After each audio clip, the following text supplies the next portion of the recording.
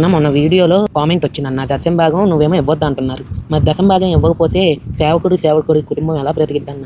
మంచి ప్రశ్న. కామెంట్లో వచ్చినాయా? అవునన్న. విషయం ఏంటంటే దశం భాగం అనే దానికి నేను వ్యతిరేకం కాదు. ఫస్ట్ ఆఫ్ ఆల్ వేదిక ఎక్కిన తర్వాత నువ్వు వాక్యం చెప్పు, తర్వాత నీ కష్టానికి తగిన ప్రతిఫలం వాళ్ళని ఇవ్వమని ప్రభు ప్రేరేపిస్తాడు. డబ్బు అడగొద్దన్నాను నేను, డబ్బు ఇవ్వద్దని చెప్పట్లా. దేవుడు ప్రేరేపిస్తే దశం భాగం కాదు, నీ స్థిరాస్తులు అమ్మి ఆ పాస్టర్ కాళ్ళ దగ్గర పెట్టు. దేవుడు నిన్ను ప్రేరేపిస్తే అర్థమవుతుందా? అంతేగాని దశం భాగం పేరుతో నిన్ను డబ్బు గురించే ప్రసంగం చేసేలాగా తయారు చేసుకోవద్దు. అది నా బాధ. డబ్బు గురించి ఒక గంట ప్రసంగం ఏంటి? నవ్వులాట. కాకపోతే డబ్బు గురించి ప్రసంగం చేయడానికి ప్రభు పాస్టర్లను పిలుచుకున్నాడు ఏంటి? మరి ఎవరైనా ఇస్తే తీసుకోండి, కానీ మీరు అడగమాకండి. అడగకుండా వాళ్ళకి డబ్బుల గురించి ఎలా తెలిసిద్దానయ్యా అంటే ప్రభు ఎందుకున్నాడు?